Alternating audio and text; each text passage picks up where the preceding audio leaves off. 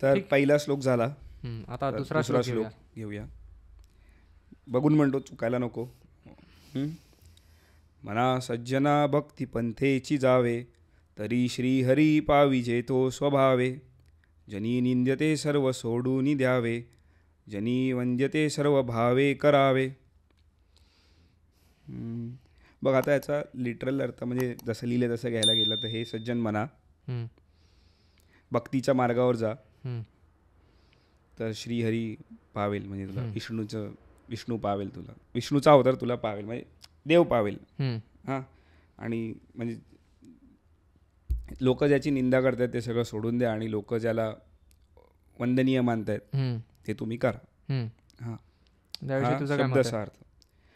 तर बघ, मला आता ह्याचा मी विचार केला तर असं वाटतं की मनाला सज्जन म्हणतात म्हणजे रिक्वेस्ट करतात की हे मना तू सज्जन आहेस, तू चांगलं आहेस, आडतूड नाही करत. म्हणजे एखादी गोष्ट जर बिंबवायची तुला सांगायचं, मला कोणाला आता समज मी ऑफिसमध्ये काम करत असेल तर मला रिक्वेस्ट करून सांगायला लागतात. म्हणजे आता आमच्या कंपनीमध्ये तसं कल्चर आहे की तुला हाडतूड करून शिव्या घालून कामं करवता येत नाहीत. तुला भले किती पण समोरच्याने बेकार काम केलं असेल तरी तुला रिक्वेस्टच करावी लागते, अरे please can you do it. म्हणजे तुला रिक्वेस्ट करावी लागते. तर मला वाटतं की इथे पण मनाला रिक्वेस्ट करतात आणि आपल्याला पण कधी आवडतं की कोणी रिक्वेस्ट करून तुला असं सांगितलं की कर यार माझ्यासाठी हे, हां कोण बोले काय रे, तर तू बोलणार नाही काय तुम्ही नाही म्हणा. एखादं गोष्ट जर करायला सांगत असेल तर कदाचित तोच इथे कॉन्टेक्स्ट असेल की पटवून देतात.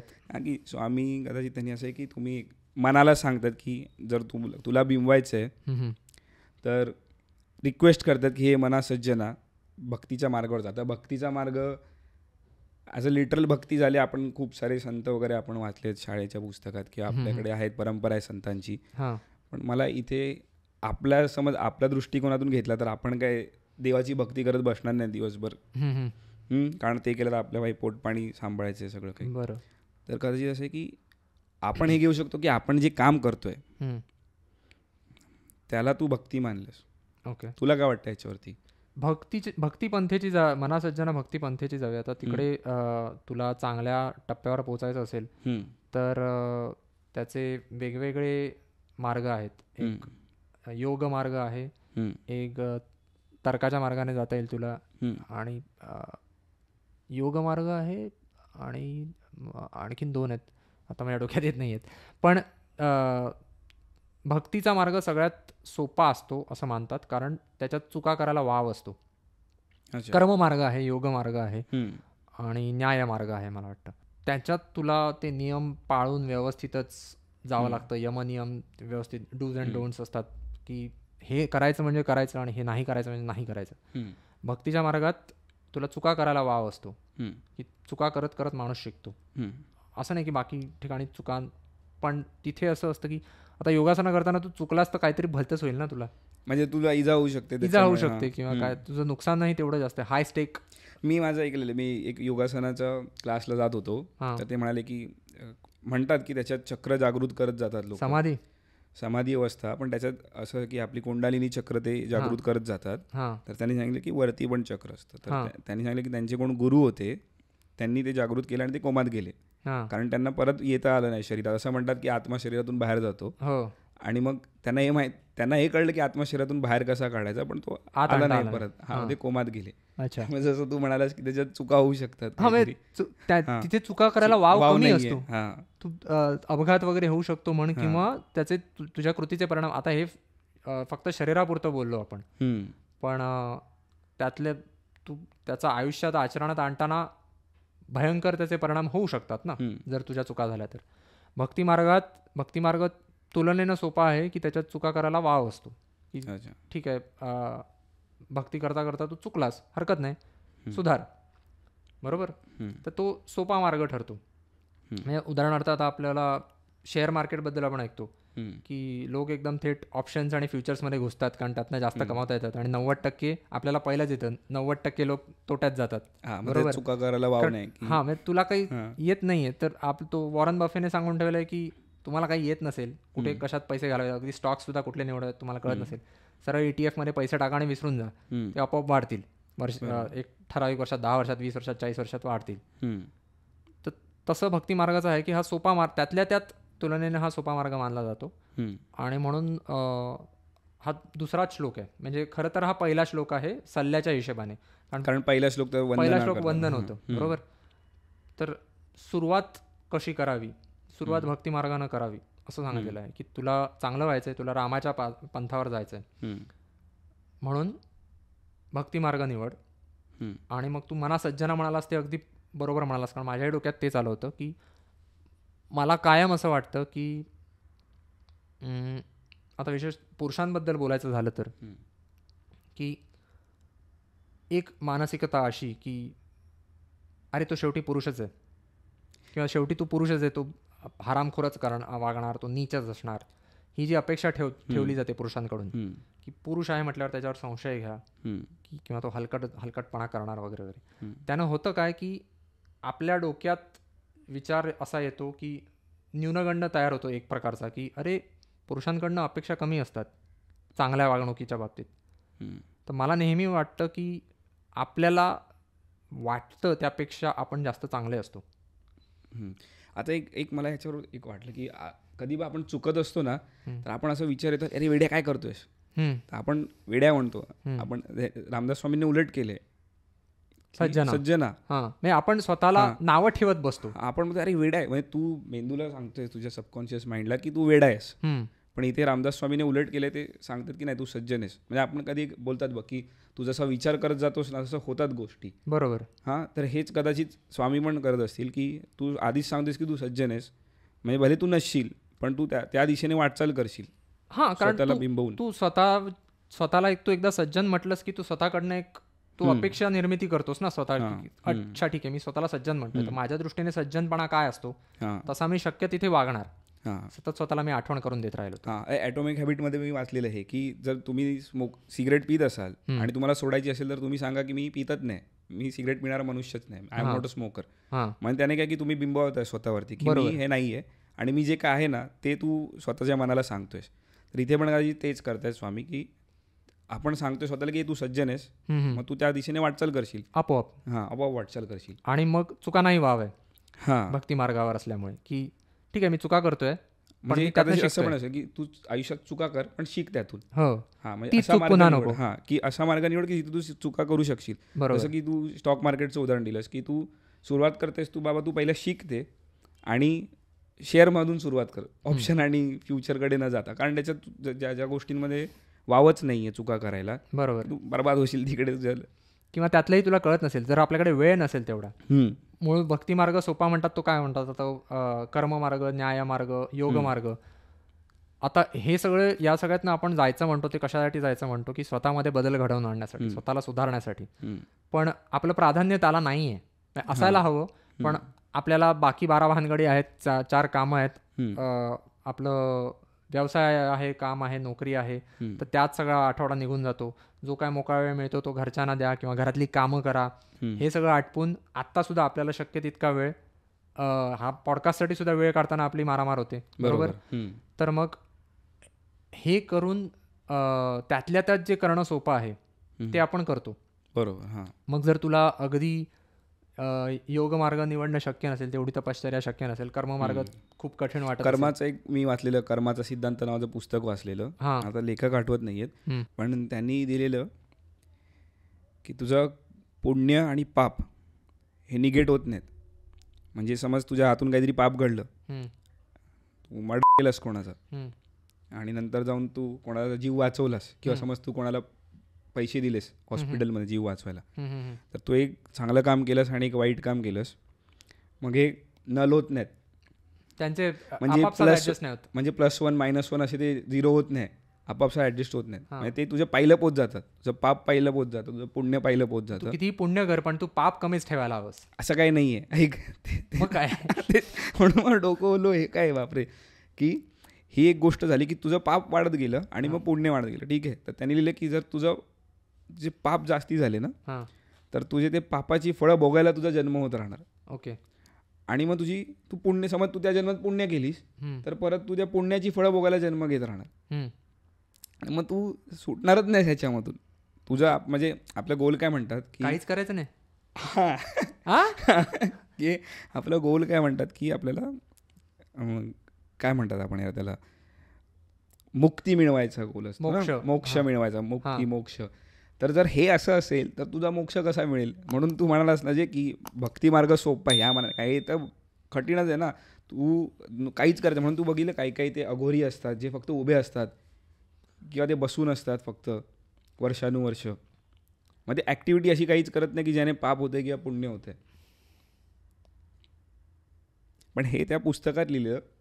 थोडक्यात तू जगाला असा म्हणजे तू तुझ्या आकलनावरनं की थोडक्यात जगाला असा संदेश पाठवायचा की माझ्या असण्या नसण्याने, माझ्या अस्तित्वाने फरक पडत नाही आहे, तर मला या जीवनचक्रातनं बाहेर काढ, कारण मी इथे, माझा इथे प्रभाव नाही आहे. हो, असं करायचं. हां, आता समज आपल्या काही लोक बघितले संन्यास घेतात, ते बोलतात की हे विश्व माझ्यासाठी नाही आहे, म्हणजे आहे पण मी संन्यास घेतला आहे, मला काय फळं उपभोगायची नाही आहे त्याच्या जन्मामध्ये. तर त्याच्या मागचा विचार कदाचित हाच असेल की मला ना पुण्य करायचं ना पाप करायचं आहे, मी या म्हणजे जगापासून अलिप्त आहे मी. बरोबर. तर तू जे म्हणालास ना मग अशी की भक्ती मार्ग सोपा मार्ग, ते मला पटलं की जे रामदासांनी सांगितलं असेल की भक्तीचा मार्ग निवडा, तर ते कदाचित बरोबर आहे. म्हणजे तू जे म्हणालास त्याच्याशी सहमत आहे मी. तुला म्हणायचं की आपण काहीतरी करत राहायला हवं, पण ते कसं करावं, योग्य काय वाईट काय, ते निवडण्यासाठी कोणता मार्ग निवडायचा. जर कर्ममार्ग निवडला तर त्याच्यात अंतिम ध्येय मोक्ष मिळवणं, मोक्षप्राप्ती हे असतं. तर कर्ममार्गापेक्षा भक्तिमार्ग बरा, म्हणून कारण भक्तिमार्गामध्ये आपल्याला भक्ती करत आपला जो काय प्रपंच आहे किंवा आपलं नेहमीचं आयुष्य आहे ते जगता जगता आपण भक्तिमार्गावर राहू शकतो. असं कर्ममार्गात ज्यांना मोक्षप्राप्ती हवी आहे ते मोक्षप्राप्तीच्या मागे लागू शकतात. अशी तुला जर परत परत जन्म घ्यायची हौस असेल काय प्रॉब्लेम नाही आहे ना. बरोबर. हवी आहे का मोक्षप्राप्ती? म्हणजे तुला खरोखर विचार, तुला मोक्षप्राप्ती हवी आहे का, की तुला परत परत जन्म घ्यायला आवडेल?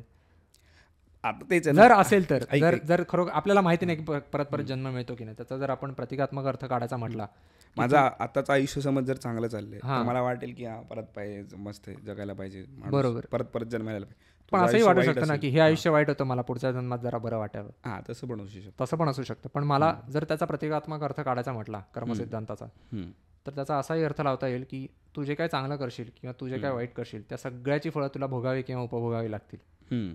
बरोबर. जन्माचा विचार करतो, माणसाची मुंज झाली की त्याला द्विज म्हणतात. म्हणजे मुंज झाल्यावर त्याचा पुन्हा जन्म झाला असं म्हणतात. बरोबर. आणि मग आपले आश्रम वेगवेगळे असतात की एक असतो तो सुरुवातीचा असतो, त्याच्यामध्ये आपण शिक्षण घेतो. बरोबर. त्यानंतर मग आपण गृहस्थ होतो, त्यानंतर मग आपण संन्यास घेतो आणि मग वानप्रस्थाश्रम वगैरे असे त्याचे वेगवेगळे आयुष्याचे टप्पे असतात मानलेले. तर मग जर आपण हे लक्षात घेतलं की आयुष्याचे वेगवेगळे टप्पे असतात. आता आपण म्हणतो की आपण आधी लहान असतो, लहान झाल्यानंतर मग आपण पौगंडावस्थेत येतो, म्हणजे कुमारवयीन, टीनेजर होतो. त्यानंतर मग आपण विशीत येतो, आपल्याला साधारण अंदाज यायला लागतो की आपल्या मर्यादा जाणवायला लागतात आणि जग किती वाईट आहे म्हण किंवा जगात किती अन्याय आहे, अमुक आहे तमुक आहे, या सगळ्या गोष्टींची जाणीव होते आणि त्याच्याशी सावरून कसं घ्यायचं, जुळवून कसं घ्यायचं त्याची थोडीफार अक्कल यायला लागते. मग तिशीमध्ये आपल्याला लोकांना मिड लाईफ क्रायसिस वगैरे येतात, लोकांना लक्षात येतं की मला खरोखर करायचं काय होतं आणि इतका वेळ मी काय करत बसलो होतो. तर मग लोक स्वतः काहीतरी थोडेफार निर्णय घेतात, काहीतरी स्वतः बदल करतात किंवा जे चाललंय ते चालू दे म्हणतात. मुलं होतात, मुलांना वाढवतात, मग म्हातारे होतात, उतार वयाकडे वाढतात, मग आणखीन म्हातारे होतात, मग स्वतःच्या मुलांवर अवलंबून राहतात. असे वेगवेगळ्या टप्प्यातून जातात आयुष्याच्या. बरोबर. तर मग जर कर्म सिद्धांताचा विचार केला ह्या दृष्टीने की तुम्ही जे चांगलं कर्म केलं तर तुम्हाला त्याची चांगली फळं मिळतील, वाईट केलं तर वाईट फळं मिळतील, पण जे काय कराल त्याचं काहीतरी एक प्रतिक्रिया उमटेलच आणि तुमच्या वाट्याला ते येणारच, भोग किंवा उपभोग जे असतील ते. हा विचार केला तर कदाचित आणि जर तुला मोक्ष हवा, काही करू नको, बसून राहा, काही होणार नाही तुझ्या आयुष्यात. बरोबर. ठीक आहे, मुक्त आहेस तू, अलिप्त आहेस. तुला जर ती अवस्था हवी असेल तर ठीक आहे, मग ती तर तुला याच जन्मात मिळाली ना, कारण तू अलिप्त राहिलास. नाही, असं नसतं ना. प्रॉब्लेम काय की तू या जन्मात तुला माहिती आहे की काय, पण तू गेल्या जन्मात काहीतरी पाप पुण्य करून बसला असशील, त्याच्यासाठी तुला परत परत जन्म घ्यायचे आणि ते तुला आठवायला पाहिजे पुढच्या जन्मात पण की तुला मोक्ष पाहिजे. पुढच्या जन्मी तुला वाटलं की मला मोक्ष नको. मी तुला म्हणतोय जन्मोजन्मीचा हा जो काही प्रकार आहे, प्रवास आहे, तो सगळा तो एका जन्मात आण आणि जन्माला आयुष्याचा टप्पा समज. जसं तू जन्माचे टप्पे सांगत होतास, म्हणजे एक आपण जे काय सांगितलं आयुष्यातले टप्पे, तसे तू बोलतोस की जन्माचे पण आपले टप्पे आहेत असे? नाही, ते बरेच जन्म आहेत, ते सगळं एकाच आयुष्यात आण. एकाच आयुष्यात. मी काय म्हटलं, मुंज झाल्यावर द्विजय होतो माणूस असं म्हणतात, बरोबर? मुंज कधी करतात? आयुष्याच्या एका टप्प्यावर करतात, ज्यात लहान मूल विद्यार्थी दशेत जातं. तर थोडक्यात आपल्या आयुष्यातल्या दशा बदलत जातात, अवस्था बदलत जातात. त्यांना प्रत्येकाला जर जन्म म्हणून आपण समजलो, हा माझा एक जन्म झाला, मी लहान होतो, मग आता मी पौगंडावस्थेत आलो, कुमारवयीन झालो, टीनेजर झालो, दुसरा जन्म झाला, मग मी नोकरीला लागलो, तिसरा जन्म झाला. चमल, तू कन्सिडर करतोस की हे माझे जन्म आहेत, नवीन नवीन जन्म आहे, मी एक नवीन काम करायला. लहानपणी तुझं आयुष्य जसं होतं त्याच्या आधारावर तुझं टीनेज आयुष्य बदलतं. त्याच्यानंतरचं तुझं सायन्स घेतोस, कॉमर्स घेतोस, काय घेतोस, त्याच्यानुसार तुझे पुढे नोकरी ठरते, व्यवसाय ठरतो. तुझे ते कर्म तुझ्या पुढे पुढे पुढे तुझे आधी केलेलं असतं, आधी जे काय तू करून ठेवलेलं असतं त्याच्या आधारावर तुझं पुढचं आयुष्य आकार घेत जातं ना. शेवटी तू जेव्हा 25 वर्षाचा होतोस, 30 वर्षाचा होतोस, तेव्हा तुला लक्षात येतं की अरे मी लहान असताना किती मूर्ख होतो, तेव्हा जरा नीट वागलो असतं तर आता आयुष्य किती चांगलं असतं, तेव्हा अभ्यास केला असतं तर आता किती बरं झालं असतं, बरोबर? तर त्यावेळेच्या कर्माची फळं आत्ता भोगतो आपण, चांगली असोत वाईट असोत. त्या अर्थाने विचार केला तर, कारण आपल्याला माहिती नाही आहे की खरोखर आपल्याला भरपूर जन्माच्या चक्रात आपण अडकतो की नाही, ते कोणी बघितले नाही, आपल्याला माहिती नाही आहे. तर मग त्यातल्या त्यात आपण आत्ता आपला प्रयत्न काय आहे की या जन्मावर फोकस करून आपल्या आयुष्याला हे लागू कसं होईल, बरोबर? पण हे झालं कर्ममार्गाचं. आपण भक्तिमार्गावर होतो. भक्तिमार्ग सोपा आहे, चुका करा, सुधारू शकता, हे सांगितलेलं आहे त्यात. कर्ममार्गात ती भीती आहे, बाबा सांभाळून जग, वांदे होतील, नाही चुका करायला तेवढा स्कोप कमी होतो चुका करण्याचा. तर भक्तिमार्गावर आपण राहिलो आणि मुळात स्वतःला आधी सज्जन म्हटलं. कारण मगाशी मी म्हटलं तसं की आपल्याला वाटतं त्यापेक्षा आपण जास्त चांगले असतो माणूस म्हणून. मी पुरुषांचं उदाहरण दिलं, पण असं नाही की फक्त पुरुषांना लागू होतं. एकंदरीतच आपल्याला वाटतं त्यापेक्षा आपण जास्त चांगले असतो. जर आपल्याला फक्त ते ठरवायचा अवकाश आहे की हो मी चांगला माणूस आहे, मग आपण स्वतःचा आविर्भाव बदलतो, अपेक्षा बदलतो. तू जेम्स क्लिअरचं म्हणजे ॲटॉमिक हॅबिट्सचं उदाहरण दिलं, तो आयडेंटिटी बद्दल सांगतो ना, की मी असा माणूस आहे. स्वतःची आयडेंटिटीज तशी तयार करा आणि त्यानुसार जगायला शिका. आणि ते केल्यावर तरी श्रीहरी पावे जेतो स्वप्नात, मग तुम्हाला श्रीहरी पावेल. आता त्यात बघ, आधी पहिल्या श्लोकात त्यांनी रामाचं उदाहरण दिलं की रामाच्या मार्गावर चला. इकडे दुसऱ्यावर सांगतायत की भक्ती मार्गाने चला आणि तुम्हाला श्रीहरी पण पावेल. तर एकतर मगाशी म्हटलं तसं, कारण सगळ्यांना लोक सहसा एकविधा असतात, म्हणजे एका देवाला मानणारे असतात. मी त्यांच्याशी तू तात्विक चिंतन करत बसलास तर म्हणतील की हो देवाची वेगवेगळी रूपं आहेत, अमुक्यात अमुक्यात, पण प्रत्येकाचा स्वतःचा एक लाडका देव असतो की मी या देवाचा भक्त आहे जास्त, मला बाकी सगळ्यांपेक्षा हा देव लवकर पावतो, किंवा मी याचा भक्त आहे, माझा आवडता आहे, असं प्रत्येकाचं असतं.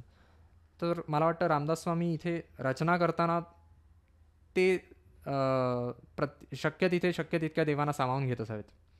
की पहिल्या श्लोकात गणपती झाला, सरस्वती झाली, त्यानंतर रामावतार झाला, आता कृष्णावतार घेत आहेत. पण श्रीहरी म्हणजे विष्णूला मानतात ना? श्रीहरी कृष्ण, श्रीहरी कदाचित विष्णू सुद्धा, कारण हरिहर हरी म्हणजे विष्णू. आणि पण श्रीहरी आपल्याकडे बोलताना कृष्ण पण येतो, ठीक आहे, विष्णू पावला शेवटी तेच, तर मग तोही पावतो, बरोबर. याचा अर्थ काय होतो की आपण धन्य होतो, आपण जरा आपलं चांगलं होतं, छान होतं जर आपण भक्ती मार्गावर निवडलं तर. पण मग भक्ती कसली, हे त्यांनी लिटरल लिहिलं आहे की भक्तीच्या मार्गावर जा? त्यांनी तर कदाचित त्यावेळी लिटरल लिहिलं असेल, त्यांचा तोच अर्थ असेल की भक्तीच्या मार्गावर जा, कारण त्यावेळीची परिस्थिती तशी होती. पहिला श्लोक आहे हा, म्हणजे दुसरा आहे पण उपदेशाच्या दृष्टीने पहिला श्लोक आहे, बरोबर.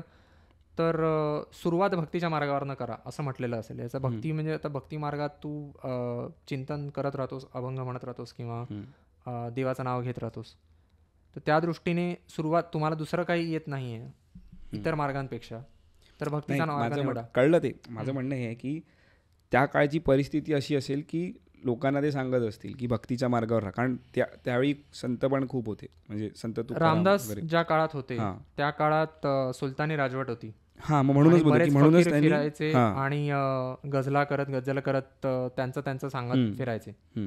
तर इकडे त्या दृष्टीने सुद्धा रामदास स्वामी सगळ्यांना सांगत फिरत असतील, कारण लोक मग पीरावर जाऊन नवस वगैरे बोलायचे, बरोबर. तर मग त्या दृष्टीने रामदास सगळीकडे फिरत सांगत असतील की भक्तीच्या मार्गावर राहा, श्रीहरी आणि रामाचं नाव घ्या. तोच माझा मुद्दा होता की ह्याच्या मागे काहीतरी कारण असेल, त्यांनी त्यावेळी सांगितलं. म्हणजे आपल्या धर्मात हे मार्ग आहेत, बरोबर, तर त्यांचा अवलंब करा, हा सुद्धा विचार त्यामागे असू शकतो. आणि मग ते झालं की तुम्हाला श्रीहरी पावेल, पण सर्व सोडून मगाच्या आताच्या कॉन्टेक्स्ट मध्ये तू अर्थ कसा घेणार भक्तीच्या मार्गावर राहून श्रीहरी पावेल? म्हणजे मला असं वाटतं की आपण समज जे काय काम करतोय ते नीट करा आणि तुम्हाला त्याचं फळ मिळेल.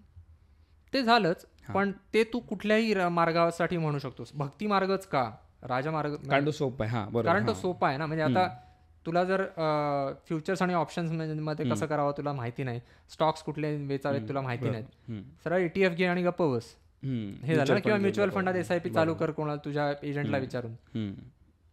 सोपा मार्ग निवड जो तुला नक्की पुढे नेऊ शकतो.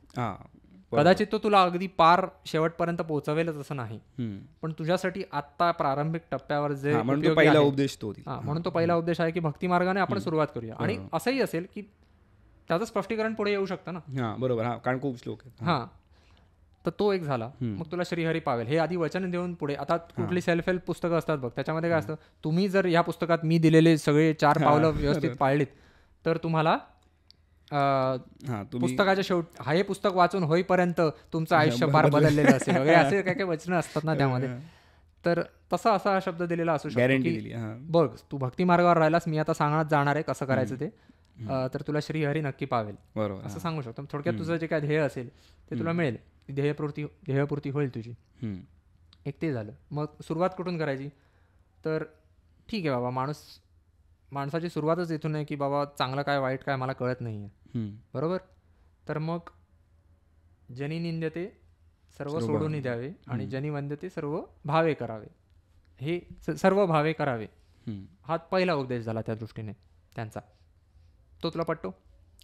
जनी निंद्यते सर्व सोडून द्यावे हे मला थोडं त्यावेळेच्या कदाचित काळात ते नीट असेल जेव्हा त्यांनी श्लोक लिहिले. कारण आता बघ खूप सारे आता मराठी लोक बघ स्टॉक मार्केटमध्ये ट्रेडिंगच करत नव्हते, लोक म्हणायची जुगार आहे, आणि कितीतरी लोकांनी त्यामुळे इन्व्हेस्टच केले नाही सुरुवातीच्या काळात, कारण लोकांमध्ये हा समज होता की हा जुगार आहे, म्हणून लोकांनी ते केलं नाही. अजूनही आहे बऱ्याच जणांना. अजूनही नाही करत खूप सारी लोक, कारण म्हणतात की जुगार आहे, किंवा असं म्हणतात की फक्त इन्सायडर ट्रेडिंग करणाऱ्यांनाच पैसा कमावता येतो. म्हणजे लोक अभ्यास पण करत नाहीत त्याचा. पण मग हे तेच झालं की जनी निंदे ते सर्व सोडून देता का म्हणे. कदाचित त्यांनी पुढे लिहिलं पण आहे सारासार विचार वगैरे करून तुम्ही वागा, तर हे त्याचं झालं कदाचित की सर्व सोडून देऊ नका, सारासार विचार तुमची बुद्धी पण लावा. कारण जनी वंद्य ते सर्व भावे करावे, आता ह्याच्यात पण मला वाटतं की आपल्या काळात कदाचित आपल्या धर्मात जे लिहिलं आहे त्या कॉन्टेक्स्टने हे बरोबर आहे. पण जर तू सौदी अरेबियामध्ये किंवा अमेरिकेमध्ये गुलामगिरी होती तर ती तिथे नॉर्मल होती गुलामगिरी. सर्व भावे करावे जर तू पकडलं असतंस तर मग गुलामगिरी चालू दिली पाहिजे होती म्हणजे त्या अर्थाने. पण आता आपण जनी म्हणतो तर त्याच्यात अडचण आहे की बघ कधी पण लोक तक्रार करतात, 4 लोक काय म्हणतील, किंवा अरे आपला समाज बेकार आहे वगैरे वगैरे असं वगैरे गप्पा मारतात, किंवा आपला समाज आपल्यावर किती निर्बंध घालतो आणि मग. पण तेव्हा खरोखर आपण समाजाविषयी बोलत असतो की आपल्याच आयुष्यातल्या 2-4 माणसांविषयी बोलत असतो, बरोबर. त्यामुळे आपण जनी म्हणतो तेव्हा आपला अख्ख्या जगाशी संबंध येतो का मुळात? तुझा त्यातल्या त्याच जगाशी संबंध येण्याचा सगळ्यात जास्त ज्या लोकांच्या कॉन्टॅक्टमध्ये त्यांच्याशी तुझा संबंध त्यांच्याशी येतो. त्यातही कोणाचं ऐकायचं कोणाचं नाही हे तू ठरवतोस. आता आपण ऋग्वेदाविषयी जर बोलायचं झालं तर पहिलं त्याचं अग्निमय पुरोहितम यज्ञाचे देवम ऋतुजम, ती जी ओळ आहे पहिली, बरोबर. तर त्यातही आपण काय म्हणतो की त्याचा आपण एक लावलेला अर्थ असा की अग्नीचा आदर्श ठेवून आपण जर म्हटलं की आपल्या आयुष्याचा पुरोहित मीच आहे, माझ्या आयुष्याचा यज्ञ आहे, त्याचा पुरोहित मीच आहे, मीच रिस्पॉन्सिबिलिटी घेणार, माझी जबाबदारी माझी आहे, मी लोकांचे सल्ले ऐकतो, बरोबर, पण दुसरा कोणी माझ्या आयुष्याचा पुरोहित नाही आहे, बरोबर. थोडक्यात कोणाचं ऐकायचं हे मी ठरवतो. मग जनी मध्ये नेमकं कोणाला सामावून घ्यायचं हे मी ठरवतो. आता जर मी म्हटलेलं आहे की मना सज्जना, पहिल्यांदा मी म्हणतोय सज्जन आहे मी स्वतःला, तर आपण ज्यांचं ऐकणार ते किमान माझ्यापेक्षा जास्त सज्जन असायला हवेत, बरोबर. मग अशी माणसं ज्यांचं एखादं वागणं बोलणं त्यांचं आचरण आपल्याला पटत नाही कुठल्याही बाबतीत असेल, त्या बाबतीत आपण त्यांना काय वाटतं हे याने आपल्याला फरकच पडणार नाही. ज्यांचे आपण आदर्श पाळतोय, म्हणजे ज्यांना आदर्श आपण मानतोय ठराविक बाबतीत, आपलं हा पण यावर एकमत आहे की कोणत्याही एका माणसाला पूर्ण आदर्श मानू नये, कारण माणसात गुणदोष असतात, म्हणजे चांगलं आहे ते बघावं. मग आपल्या दृष्टीने ज्या विषयात एखाद्या माणसाला गती आहे, ज्ञान आहे, शहाणपणा आहे, की त्याला अनुभव आहे, त्यामुळे त्याला माहिती आहे यात बरोबर काय चुकीचं काय, त्याचं आपण ऐकावं. मग तो किंवा अशी माणसं साधारण एकंदरीत आपल्या आयुष्यातली जी 4-5 माणसं असतील ज्यांना आपण मानतो की हां याचं मत, आता वेद तू आहेस, तुझं मत माझ्या दृष्टीने महत्त्वाचं आहे, आपलं सगळं पटेल असं नाही, पण तुझा विचार, तुझा अमुक एखाद्या बाबतीत विचार काय आहे तो मी माझ्या डोक्यात घेतो, त्याचा परिणाम मी माझ्यावर होऊ देतो. बरोबर.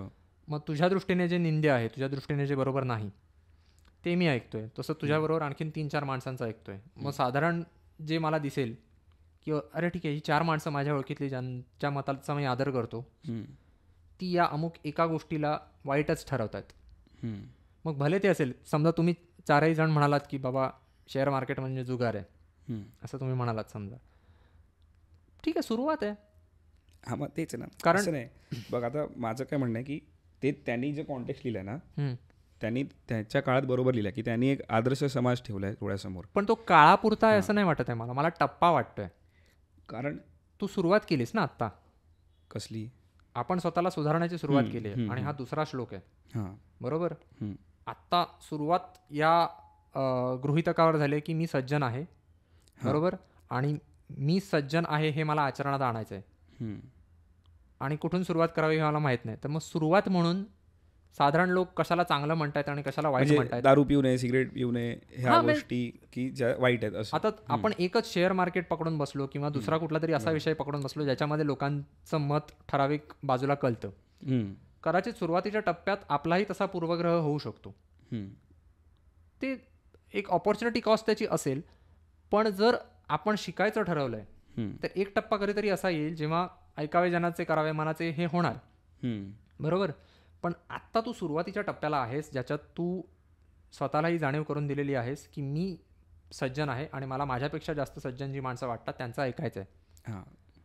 त्याने कारण त्याचा फायदा होणार आहे. कदाचित असं होईल की 2 गोष्टी ते चुकीचं सांगतील पण 10 गोष्टी बरोबर सांगतील. मग त्या 10 गोष्टी त्यांच्या ऐकून की या 4 गोष्टी कर आणि 4 गोष्टी करू नको ते ऐकून आपलं आयुष्य सुधारणारच आहे ना एकंदरीत. बरोबर.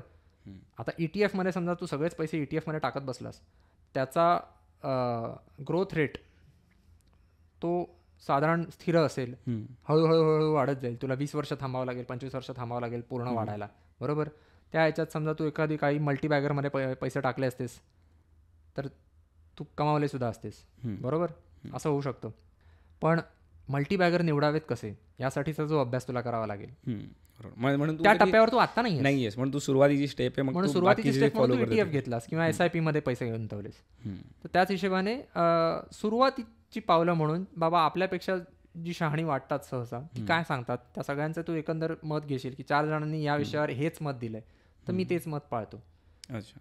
सुरुवातीच्या टप्प्यावर तर ते तसं मानणं बरोबर आहे. त्यावर तू विचार पुढे पुढे करत राहायला हवास. तुझे स्वतःचे अनुभव तू घेत राहशील आणि तू स्वतः अधिकाधिक शहाणा होत राहशील. मग हवं तर तू त्याला आव्हान दे की म्हण नाही हे 4 जणांचं. मला वाटतं की त्याची हे फक्त एक लाईन घेऊन चालणार नाही. पुढे जे श्लोक लिहिलेत त्याला तू कंपाईल करायला पाहिजे. म्हणजे एका शब्दावरती तो हे चालणार नाही. आपण पाहायला हवं की पुढच्या श्लोकांमध्ये काय म्हटलं. कारण तू फक्त आता हे 2 लाईन जे आहेत तुला जसं बोललो की प्रत्येक समाजामध्ये वेगवेगळं. जसं तू काय नाव घेतलंस त्या राजाचं, मार्कस ओरेलियस. त्याच्या काळात ग्लॅडिएटर होते. ग्लॅडिएटर तिकडे तू म्हणाला जसं की काय स्क्विड गेम, त्या काळाचे स्क्विड गेम. तर ते तेव्हा नॉर्मल होतं ना, कोण निंदा करत नव्हतं. कमी लोक असतील त्याची निंदा करणारे. चालू राहिलं त्या गोष्टी. ह्रास झाला रोमचा. कारण आता जसं IPL किंवा काय बोलतात मूवीज वगैरे असतात, लोकांचं मनोरंजन नाही, खरे जे मुद्दे होते त्याच्यापासून लक्ष डायव्हर्ट करण्यासाठी ते ग्लॅडिएटरचे गेम भरवले जायचे. अच्छा. आताही तसंच होतं. IPLच्या मॅचेस भरतात, लोक विसरतात करप्शन झालेलं काय झालेले मुद्दे विसरून जातात या मॅचेसमुळे किंवा मूवीज वगैरे म्हणतो. तर कसं की 1-2 लाईन फक्त घेऊन मला वाटतं कॉन्टेक्स्ट म्हणजे तू अर्थ नाही लावू शकणार. पुढे जे श्लोकाचे अर्थ की मनाने काय काय काय काय करायला पाहिजे त्याच्यात आपल्याला कधी त्याच्यात समजेल. इथे कॉन्टेक्स्ट हा, इथे अनुषंग हा आहे की ही सुरुवात आहे. हा दुसरा श्लोक आहे. तर सुरुवातीला काय करावं बाबा, 4 लोकांचं ऐकावं, तिथून सुरुवात करा, पुढचं बघूया काय होईल ते. कारण आता जसं मी मगाशी म्हणालो की गुलामगिरी वगैरे झाली, तर जर पुढे जे लिहिलं असेल त्याच्यात पक्क नसणार की जर तू चांगला माणूस बनायला बघतोस तर गुलामगिरी नक्कीच वाईट आहे. तर तू मनाला सांगणार नाही लोकांना गुलाम बनव. आपल्याकडे ते अभिप्रेत नाही, कारण आपल्याकडे गुलामगिरी नव्हती. बरोबर. म्हणून मी म्हणालो की असं नाही की फक्त आता बाकी देशांमध्ये गुलामगिरी होती तर याचा अर्थ आपल्याकडे सगळं छान होतं. आपल्याकडे ज्या वाईट गोष्टी होत्या, पण तू सुरुवात करताना पहिल्यांदा वाक्याच्या सुरुवातीला तेव्हा एकतर प्रत्येक गोष्टीला डिस्क्लेमर देत बसण्याची पद्धत नव्हती. बरोबर. हे वाक्य आहे, याचा हा अर्थ लावा अनुषंगाच्या दृष्टीने, तुम्ही सुज्ञ आहात, थोडे तरी तुमच्यात विवेक जागा असेल, असा एक कॉमन सेन्स असेल माणसामध्ये, हे गृहीत धरून. कारण विचार केला की माणसांना सारासारी विचार करण्याची तेवढी आहे, क्षमता आहे, तर मला क्षमता खरं तर प्रत्येकात असते, तो निर्णय असतो आपापला. आता जर मी मनाचे श्लोक वाचायला घेतलेत तर याच उद्देशाने वाचायला घेतले असेल की मला स्वतःला मध्ये सुधारणा करायची, याचा अर्थ मी डोकं ताळ्यावर ठेवूनच वाचेन, हे गृहीतक बरोबर आहे ना. तर मग त्या दृष्टीने मी याचा चांगला अर्थ लावेन, मी शक्य तितका चांगला अर्थ लावणार. बरोबर. जर मला याच्यात काहीतरी खुसपट काढायचं म्हणून मी अर्थ वाचायला घेतलं असेल, माझं नुकसान आहे. रामदासांचं काय जाते, त्यांचं झालं कधीच, जगून झालं त्यांचं, त्यांनी लिहून मोकळे झाले ते. तर ते एक आहे. त्यामुळे जनी निंद्य ते सर्व सोडूनही द्यावे आणि जनी वंद्य ते सर्व भावे करावे, म्हणजे जनी वंद्य ते पूर्ण मनापासून ते करावं. तर तू स्वतःला सज्जन मान, स्वतःकडनं तेवढी किमान अपेक्षा ठेव, भक्ती मार्गावर चल, म्हणजे सोप्या पद्धतीने सुरुवात कर, कारण चुकांना वाव आहे. इथे मी भक्ती मार्गाला सोपा म्हणतोय म्हणजे तुलनेने सोपा म्हणतोय की, आणि ही चांगली गोष्ट आहे की तो योग त्याच्यात तुला आपल्याला चुका करायला वाव असतो. याचा अर्थ असा नाही की मी त्याला कमी लेखतोय किंवा हलक्यात घेतोय, असं नाही आहे. चांगली गोष्ट आहे, तो एक चांगला पर्याय लोकांकडे उपलब्ध आहे. त्यात आणखीन एक गृहीतक असं आहे की आपण भक्ती करतो देवाची, याचा अर्थ आपण ज्या अर्थी स्वतःला म्हणतोय की अमुक एका देवाचा मी भक्त आहे, तर ते आपल्याला आचरणात दाखवावं लागेल. म्हणजे समज जर तू रामाचा भक्त आहेस तर तू थोडं तरी त्याचे काहीतरी गुण आचरणात आणायला. बरोबर. किंवा हनुमानाचा भक्त आहेस, तू म्हणतोस की मी हनुमानाचा भक्त आहे, पण अगदी लेचा पेचा आहेस, व्यायाम वगैरे करत नाहीयेस, तर त्याला काय अर्थ नाही. बरोबर ना. हेच ज्या कोणा आपण देवाला मानतोय, भक्ती करतोय, तर मुळात तशी आपली ओळख निर्माण करतोय की मी जर स्वतःला भक्त म्हणतोय अमुक एका देवाचा, तर त्या देवाने सांगितलेला जो काही संदेश आहे तो मी आचरणात आणतोय का. तर ते तसं त्या पद्धतीने सोपं आहे ना, की मी ज्याला आदर्श मानतोय त्याचं मी अनुकरण करतोय. हे तुलनेने सोपं आहे करणं.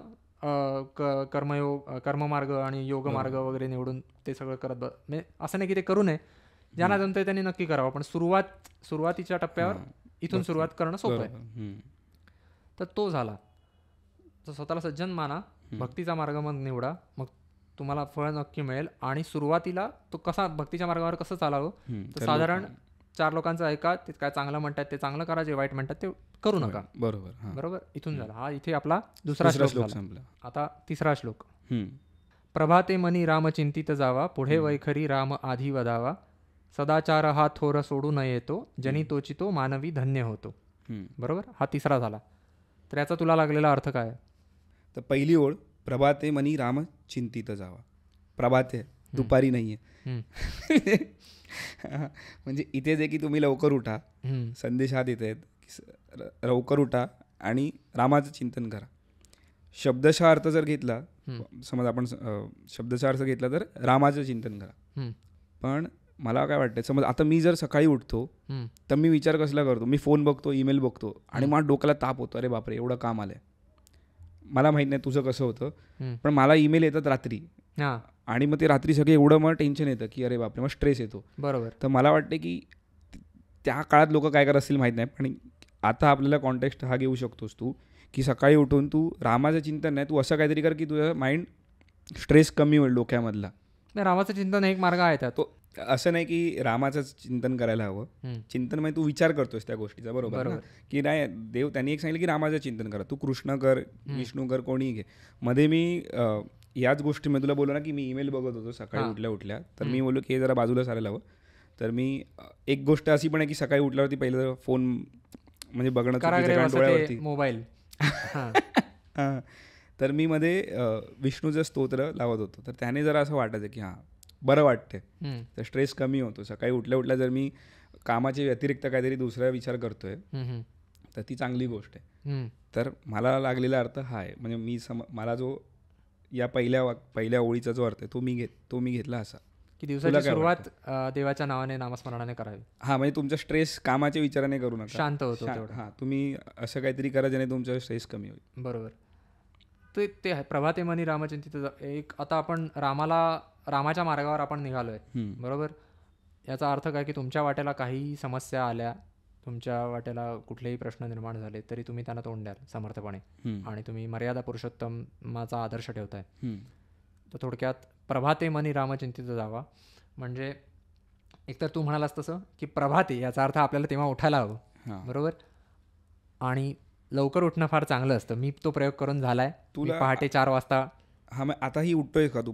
नाही, आता सध्या नाही उठत आहे मी, पण एक काळ होता मध्ये मी जवळजवळ 2 महिने सलग रोज 4 वाजता उठत होतो. पण कसं काय, म्हणजे कसं जमलं, कसं होतं तुला ते 4 वाजता उठणं? कसं आता आज मी उठलो ना लवकर, इथं मला खूप प्रॉब्लेम होतो. मी रात्री जागू शकतो रात्रभर, पण मला उठणं खूप कठीण गोष्ट वाटते बरोबर सकाळी. आज मी केलं की मला सांगितलं होतं की स्नूज बटन दाबू नकोस, आणि आज मी ते केलं. म्हणजे स्नूज बटन दाबलं नाही, बरोबर, फोन लांब ठेवला, तर मला जक मारत उठावं लागलं, बरोबर, आणि तिथे जाऊन फोन बंद करावा लागला, तर मला उठावं लागलं. त्यामुळे मी उठलो. इतरेला होतं असं की मी स्नूज बटन दाबत राहतो 5 मिनिटं आणि त्याने लेट होतो मला, बरोबर. तर तू काय करायचं 4 वाजता उठायला? तर एक मला माझी सवय कळलेली होती की माझं असं होतं, बरोबर. एक तर रात्री व्यवस्थित झोप लागत नाही, आणि सकाळी उठावं असं वाटत नाही. तर तेव्हा उठावं असं वाटत नाही जेव्हा आज दिवसभरात मला काय करायचं आहे हे माझं नक्की ठरलेलं नसतं. जर मला माहिती आहे की माझं रोजचंच काम आहे, माझा नेहमीसारखाच दिवस आहे, विशेष काही नाही आहे, तर मला उठण्याचा उत्साह नसतो. ह्याच्यात एक मला ॲड करायचं आहे की मला जेव्हा ट्रिपला जायचं असायचं कुठे, मी बरोबर 5 वाजता तेव्हा उठायचो. माझं उलट व्हायचं की जर 5ला उठायचंय तर 5 पर्यंत मला झोपही लागायची, पण मी टाकाटाक व्यवस्थित जागा, उत्साह पण माझा भरपूर. आणि तेव्हा मला घरी खूप बडबडायचे की अरे आता कसं उठला, इथे वेळेला लाता घालून उठत नाही, बरोबर. मग ते उत्साह असायला लागतो, काहीतरी कारण असायला लागतं, तर मी लवकर उठेन, बरोबर. हे मला लक्षात आलं होतं. मग स्वतःला काहीतरी कारण द्यायला हवं ज्यामुळे मी रोज उठेन. तर मी थंड पाण्याने आंघोळ करतो. गेली बरीच वर्ष मी रोज थंड पाण्यानेच आंघोळ करतो.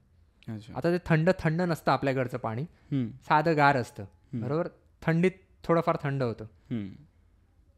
कोल्ड शॉवरचे बरेच फायदे आहेत वगैरे वगैरे असं नेटवर बरंच तुला वाचायला मिळेल, आणि ते खरोखर होतं. मी थंड पाण्याने आंघोळ करायला लागल्यापासून मी आजारी कमी पडतो. अच्छा.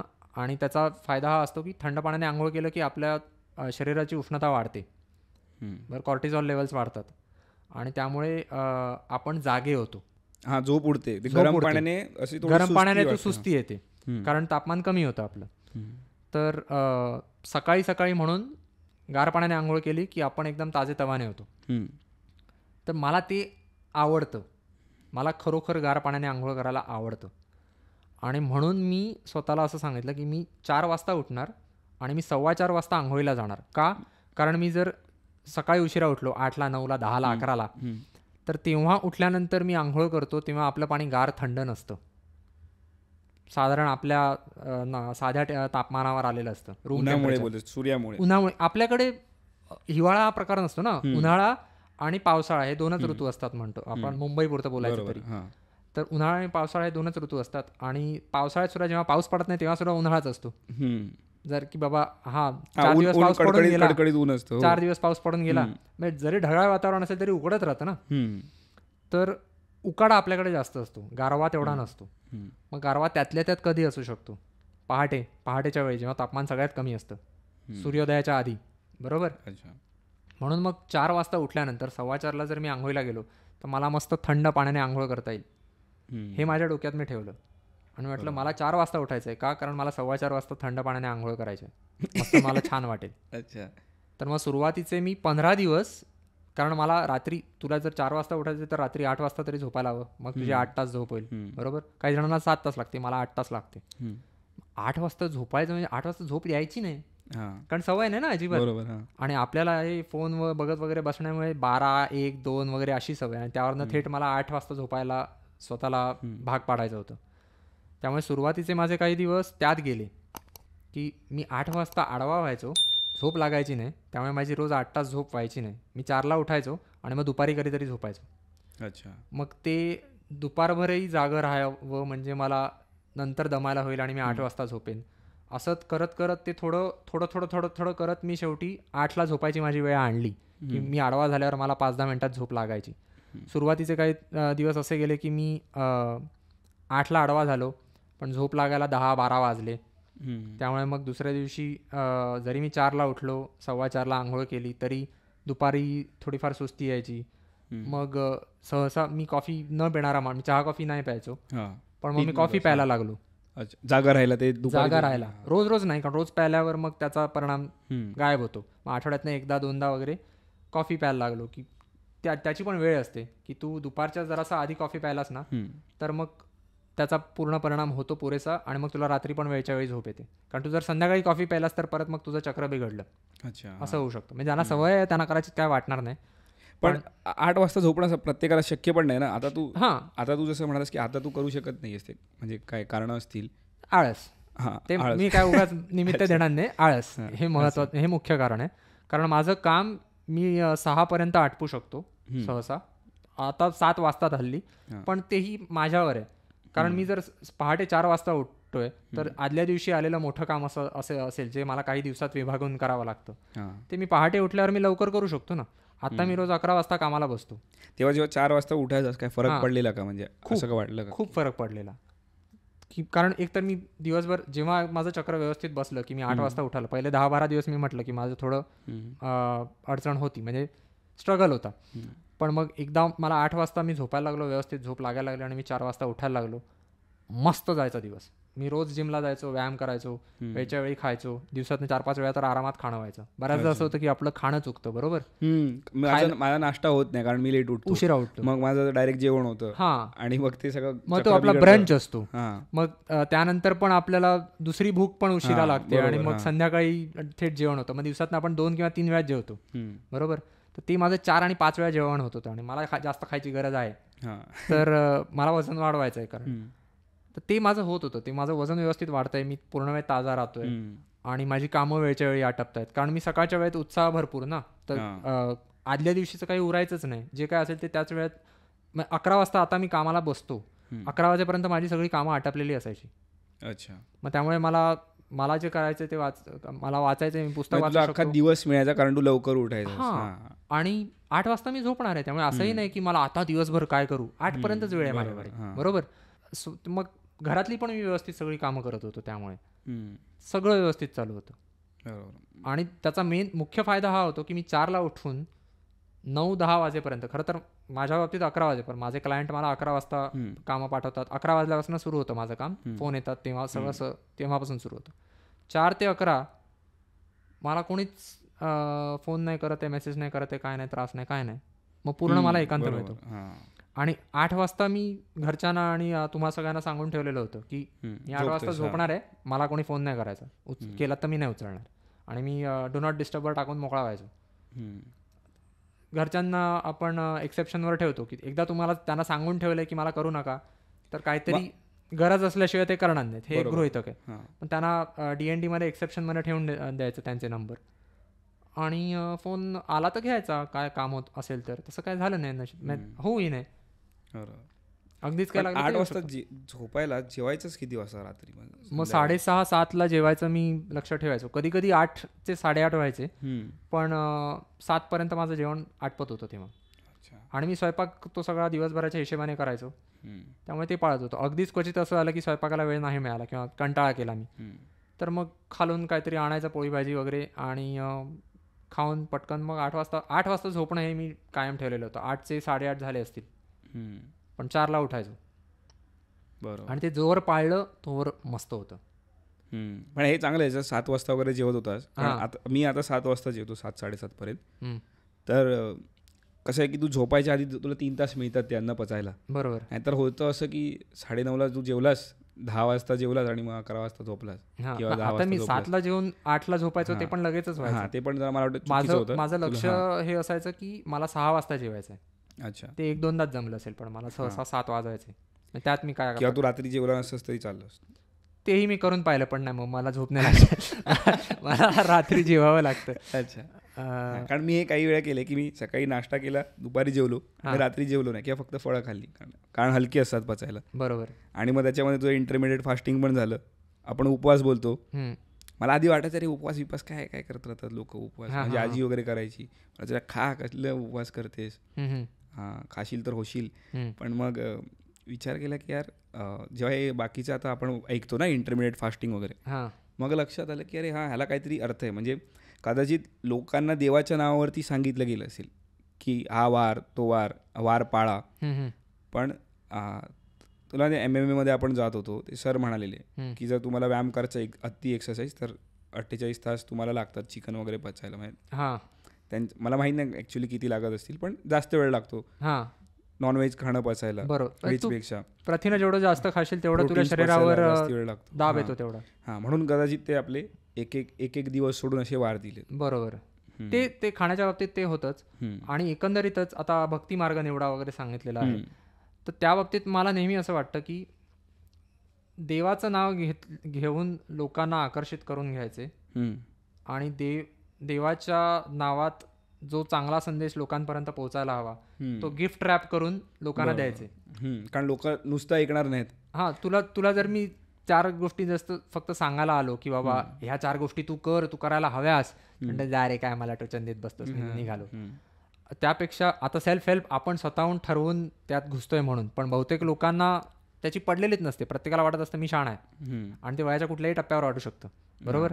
अजून आपल्यालाही थोडाफार अहंगंड असतोच की बाबा मला कळतं, काही गोष्टी मला सांगू नको, मला सांगू नको, मला शिकवू नको, ते असतंच आपलं. तर मग लोकांना आकर्षित कसं करून घ्यायचं की चला सगळे मिळून आज भजन करूया, आपण रामनाम घेऊया, अमुक करूया, देवाचं नाव घेऊया. त्यानिमित्ताने लोक एकत्र येतात. बरोबर. गणपतीला पण काय करतो आपण की गणेशोत्सव साजरा करतो, त्यानिमित्ताने लोकांची एकमेकांना गाठीभेटी होतात, लोक एकमेकांच्या घरी जातात. किंवा सार्वजनिक गणेशोत्सव पण सुरू का झाला, त्या काळची गरज होती की राजकीय सभा भरवण्यासाठी काहीतरी निमित्त हवं होतं. बरोबर. कारण त्यावर बंदी घातलेली होती. पण तुम्ही लोकांच्या सण साजरे करण्यावर कशी काय बंदी घालू शकता, असं म्हणून टिळकांनी सार्वजनिक गणेशोत्सव सुरू केला. तर मग देवाच्या निमित्ताने लोकांनी एकत्र येऊन काहीतरी चांगलं करावं, किंवा अगदी स्वतःच्या वैयक्तिक पातळीवर सुद्धा चांगलं करावं की बाबा ठीक आहे मी रामनाम जपतोय, याचा अर्थ काय करतोय. जर राम म्हटलं की माझ्या डोक्यात राम कशाचं प्रतीक आहे, तो मर्यादा पुरुषोत्तम आहे, मी चांगलं वागायला हवं. बरोबर.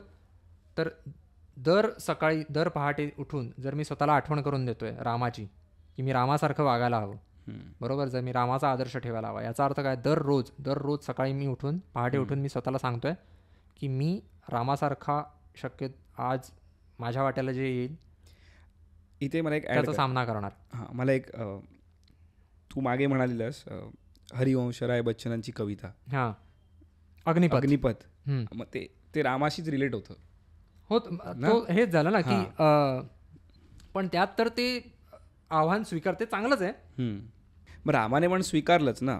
तसं बघायला गेलं तर बाबांना बोललं असतं की तुमचं मॅटर तुम्ही बघा, मला राजा व्हायचंय, मला राजा म्हणू शकला, तुम्ही सांगितलं, तुम्ही वचनं दिलीत, आपण तेच केलं असतं. आपल्या बाबा आपल्याला काय बोलतात आपण कधी ऐकत नाही. मला हवंय मी आहे तर जे माझ्या हक्काचं आहे ते मी मिळवणार वगैरे असं म्हणतात लोक. तर ते बोलले असतं, तो बोलला असता की नाही, तर त्याच्या वाट्याला एवढी दुःख आलीच नसती.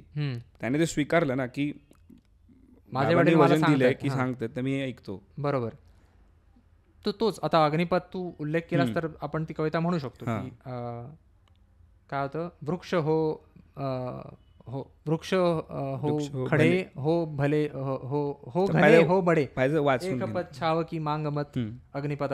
म्हणजे किती दाटीवाटीने झाडं उभी असतील, वृक्ष उभे असतील, ज्यांची सावली भरपूर आपल्याला मिळत असेल, तरी पण त्या सावलीतून जाऊ नकोस. याचा अर्थ तू सोप्या मार्गाने जाऊ नकोस, तू अग्निपथावरनच जा, म्हणजे तू उन्हातूनच जा. ये महान दृश्य है चल रहा मनुष्य है अश्रुश्वेत रक्त से. अश्रुश्वेत रक्त से याच्यातनं याचा अर्थ अभिप्रेत काय होतो, अश्रू म्हणजे तुझ्या दुःखात तू दुःखांचा सामना केलास, श्वेत घाम गाळलास, बरोबर. रक्त म्हणजे तू त्यागही केलास, तू बलिदानही दिलंस जेव्हा वेळ आली तेव्हा, तू स्वतःच्या जीवावर उदारून खेळलास की तू एवढ्या खडतर मार्गातून प्रवास केलास. आणि हे महान दृश्य आहे, कारण तू असा जेव्हा या प्रवासातून जातोस तेव्हा तू काहीतरी मोठं साध्य करतोस. बरोबर. हा, आता आपल्याला शक्यतो दुःख टाळायचे हा, घाम गळून येऊ नये म्हणून आपण एसी लावून बसलोय. बरोबर. साधं म्हणजे नुसतं बसण्यासाठी सुद्धा आपण एसी वापरतो. आणि रक्त तर आपल्याला अजिबातच काढायचं नाहीये, वाहून नकोय, आपल्याला मजेत जगायचंय. पण मग त्यातल्या त्यातही आपण अगदीच नालायक ठरू नये इतका तरी आपला प्रयत्न असायला हवा की ज्या जबाबदाऱ्या आपल्या अंगावर येऊन पडलेल्या आहेत आणि ज्या जबाबदाऱ्या आपण स्वतःहून स्वीकारायला हव्यात, त्यामुळे आपण चांगले माणूस होऊ, त्या दृष्टीने आपण प्रयत्न करतोय. बरोबर. तर मग तेव्हा त्यासाठी किमान काय करावं, किंवा सकाळी उठल्यावर ज्याचा आदर्श ठेवलाय, आता या उदाहरणात रामाचा आहे, त्याची आठवण स्वतःला करून द्या. तर आता तुझ्या डोक्यात एकदा ती नोंदणी झालेली असेल, रोज जर तू स्पष्टपणे स्वतःला आठवण करून दिलीस की आज माझ्या वाट्याला जे काही येईल त्याचा मी समर्थपणे सामना करेन, राम जसा त्याच्या वाट्याला जे भोग आले त्याचा त्याने जसा सामना केला तसाच करायचा मी प्रयत्न करेन. अजून एक गोष्ट मला वाटते, जसं तू म्हणास की रामाचं चिंतन करा, एक कविता झाली.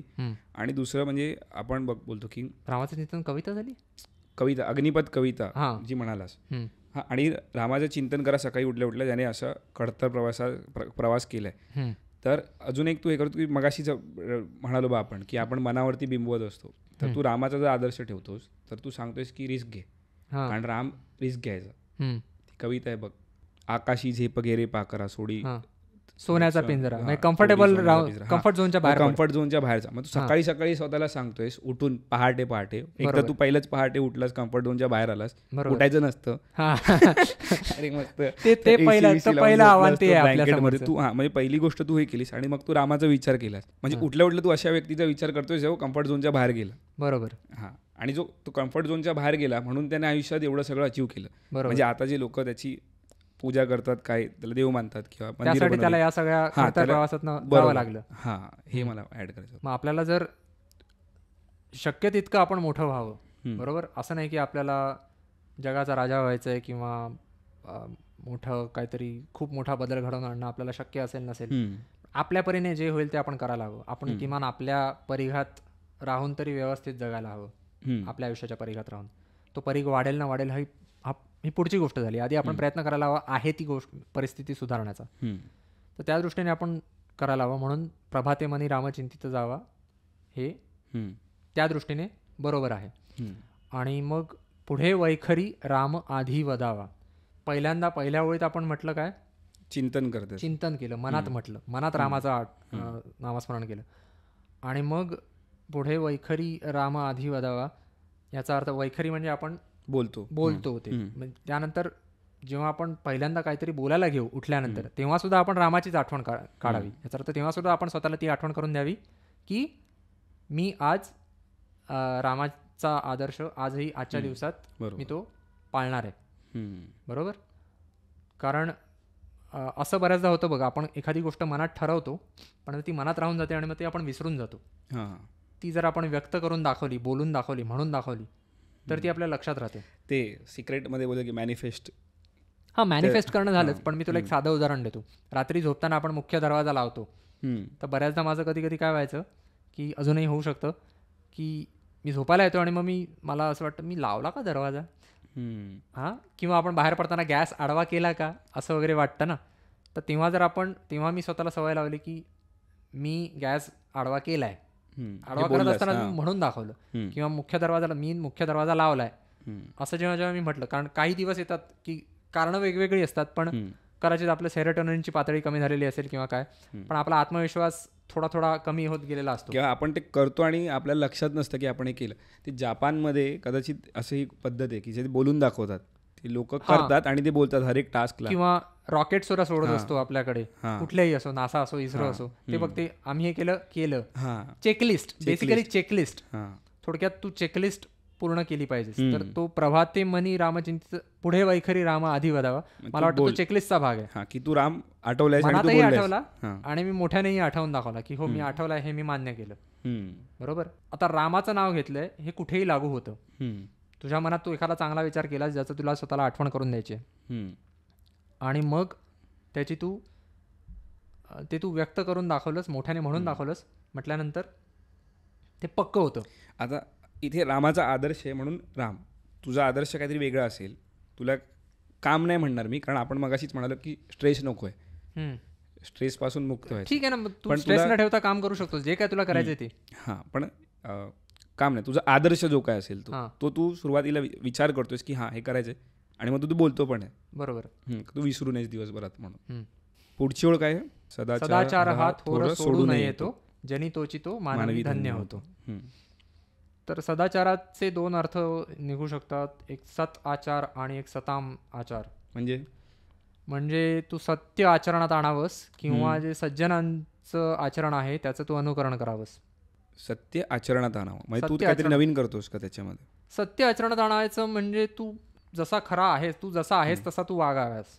आता आपलं कधी कधी काय होतं की आपल्याला खोटं बोलावं लागतं परिस्थितीनुसार, बरोबर. तर शक्यतो खरंच बोलावं का, कारण जर आपण खोटं बोलत राहिलो, आणि तसे अनुभव मला आलेले आहेत की आपण एक खोटं लहानपणी सांगितलेलं असतं, तू खोटं बोललास की तुला ते लक्षात ठेवावं लागतं, आणि मग खोट्यावर खोटं रचत जातं, आणि मग कधीतरी तू पडतोस, आणि मग त्याचं तुला नुकसान असं होतं की तू ज्या लोकांसमोर खोटा पडतोस ते तुझ्यावर विश्वास ठेवत नाहीत. मग ती माणसं, जर त्यांच्यातली माणसं जी चांगली असतात ती आपल्यापेक्षा लांब जातात, आणि विशेषतः आपण अशाच माणसांसमोर खोटं बोलतो कारण आपल्याला त्यांच्यासमोर आपली प्रतिमा मलिन करून नको असते, आपल्याला त्यांच्यासमोर आपली प्रतिमा राखायची असते. मग अशी माणसं आपल्यापासून दुरावलेली आपल्याला नको असतात, मग मुळातच आपण त्यांच्याशी खोटं वागायला नको. आणि हे तर सगळ्यात बिझनेसमध्ये वगैरे छोट्या छोट्या गोष्टीपासून लागू होतं. खूप सारे फ्रॉड झालेत बघ, ते असेच झालेत की छोट्या काहीतरी गोष्टी होतात आणि मग ते रपवायला मोठा करत जातात, आणि मग तो फ्रॉड खूप मोठा होतो. बरोबर.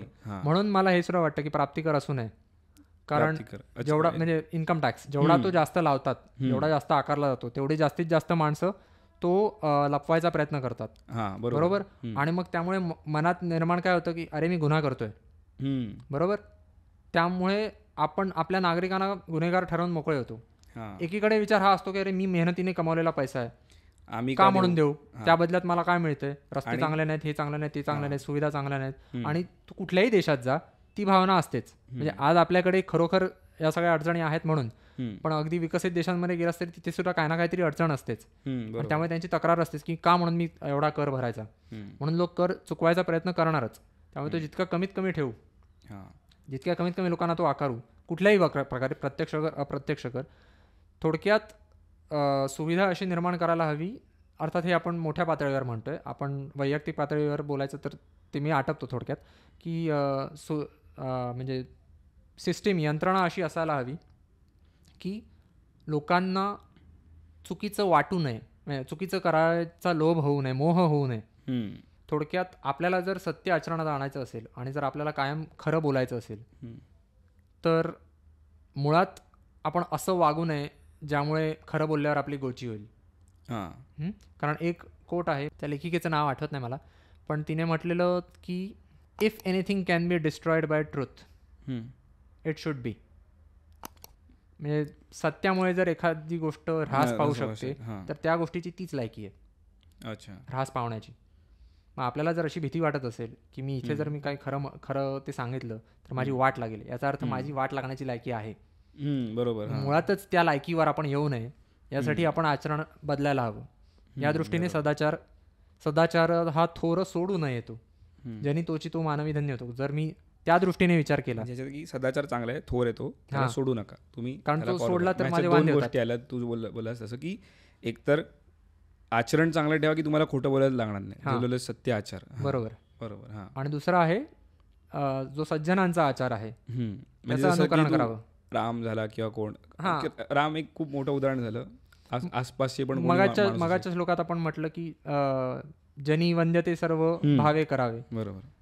त्याच हे पुढे काय म्हणतात त्याचंच कंटिन्युएशन आहे, एक्सटेन्शन, त्याचाच विस्तार आहे हा, की जी चांगली माणसं जी आपल्यात, आता चांगली माणसं निवडायची कशी हा प्रश्न आहे, पण मग त्या बाबतीत म्हणूनच आपला आदर्शाचा प्रश्न येतो परत, की आपल्या दृष्टीने आपल्या विवेकानुसार ज्या गोष्टी करणं चांगलं आहे तेवढ्या पुरतं आपण अनुकरण करू शकतो चांगल्या सदाचारी माणसांचं, बरोबर. एकंदरीत जो माणूस चांगला वागतोय आणि आपण एकमेकांनाही मदत करूच शकतो ना. आता तू 4 गोष्टीत चांगला वागत असेल, 4 गोष्टीत वाईट वागत असेल, सेम तेच माझंही असेल, आपण एकमेकांना सांगू शकतो अरे तुझं चुकतंय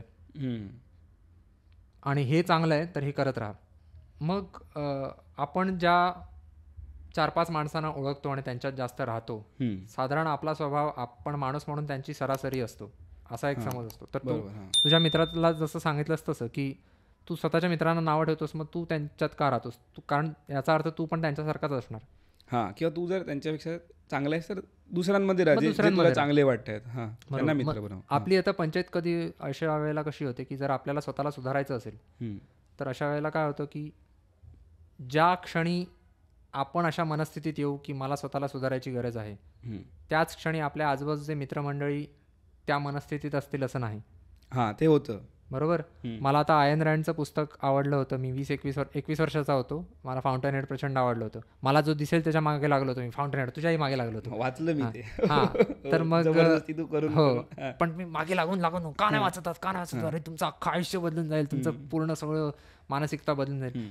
माझ्यासाठी ते त्यावेळी गरजेचं होतं, कारण मी तोवर स्वतःशी प्रामाणिक राहत नव्हतो. बरोबर. पण त्या मनस्थितीत बाकीचे असतील असं नाही. काही जणांना ती अक्कल माझ्या आधीच आलेली असेल, बहुतेकांना आलेलीच असणार, आणि काही जणांना नंतर येणार असेल. सगळे प्रत्येकाचा टप्पा वेगळा असतो, वेगवेगळ्या टप्प्यात वेगवेगळ्या प्रवासात माणूस असतो. बरोबर.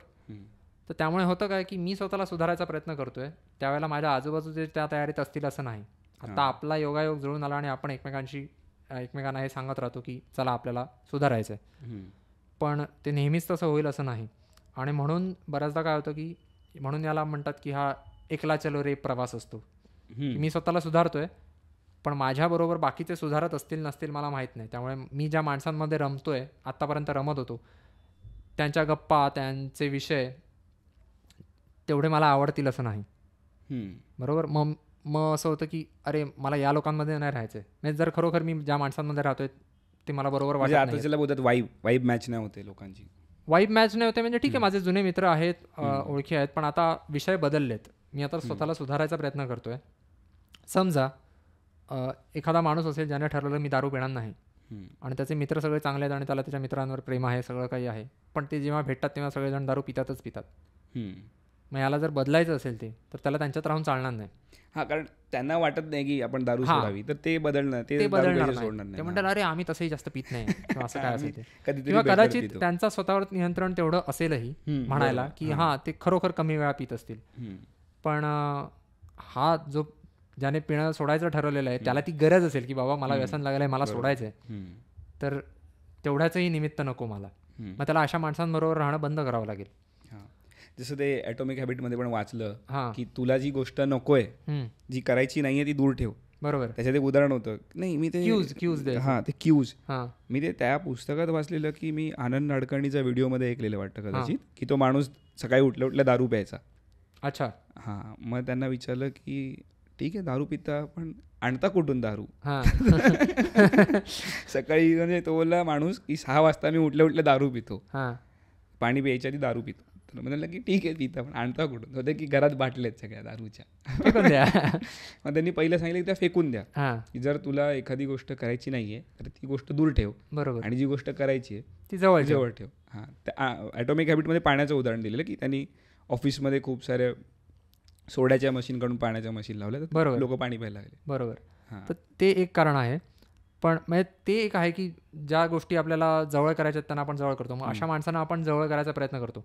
पण आपली अडचण ही होते की मी सुधारायचं ठरवलंय स्वतःला, समज, ठीक आहे, तर त्यासाठी माझ्यासाठी जी माणसं उपयोगी आहेत त्यांच्यामध्ये मी जास्त राहीन, आणि ज्यांच्या सहवासात राहून मला फायदा होत नाहीये, उलट मी परत खड्ड्यात जातोय, माझी अधोगती होतीये किंवा ते मला अडकावून ठेवत आहेत, अशा माणसांपासून मला स्वतःला दूर करायला हवं. कदाचित तो क्षणिक असेल, कारण आपण अशी आशा बाळगतो की ही माझ्या आवडीची माणसं आहेत, त्यांचे स्वभाव वाईट आहेत किंवा सवयी वाईट आहेत, पण माणसं चांगली आहेत एकंदरीत.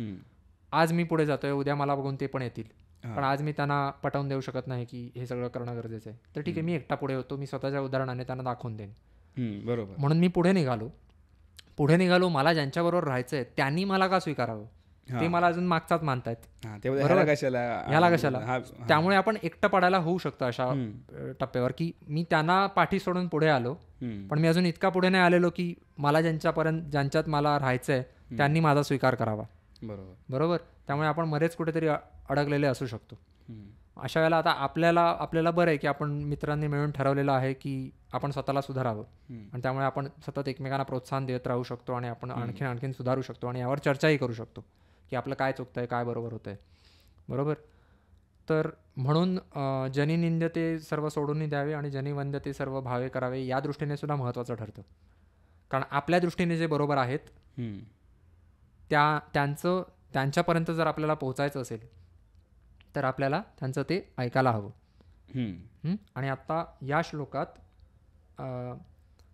सदाचार हा थोर सोडू नये तो जनी तोची तो मानवी धन्य होतो. मग अशा वेळेला जर आपण सदाचार कायम ठेवला, तर आपण नेहमी खरं बोलायला लागलो, तर आपली तशी ओळख निर्माण होते की अरे कौस्तुभ नेहमी खरं बोलतो, वेदांत नेहमी खरं बोलतो.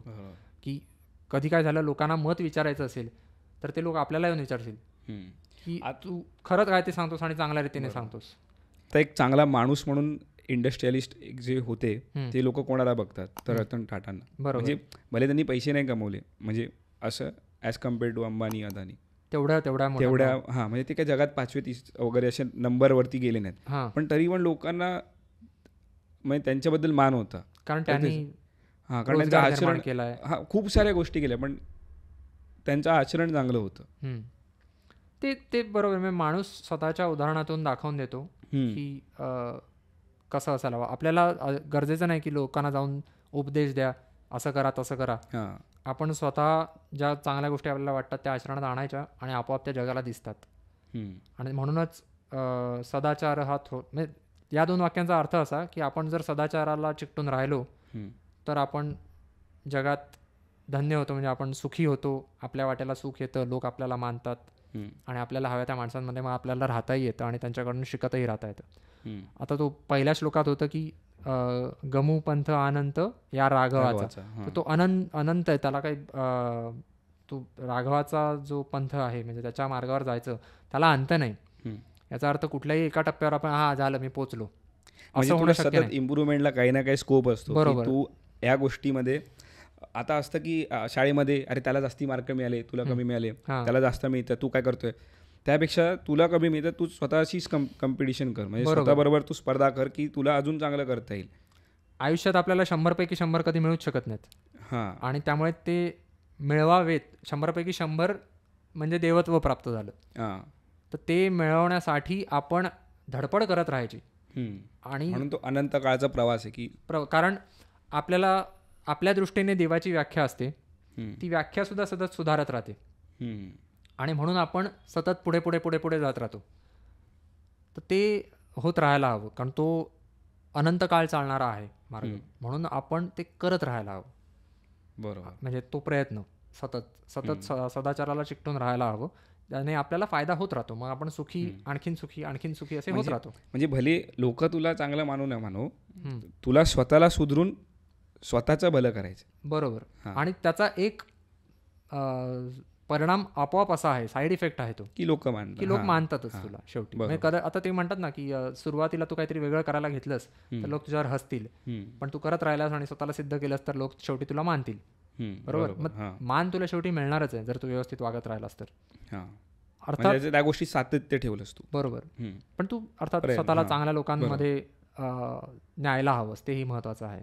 कारण तू आलतू फालतू लोकांमध्येच राहिलास ज्यांना किंमत नाही आहे काडीची, कितीही तू मोठा झालास तरी, की तू आमच्यासाठी असाच राहणार रे, तू काही कर, किती तीर मार, आमच्यासाठी तू असाच राहणार, अशीच म्हणणारी माणसं असतील तर त्यांच्यामध्ये राहण्यात अर्थ नाही आहे. पण ती समज यायला सुद्धा आपल्याला त्या प्रवासातून जायला लागतं ना.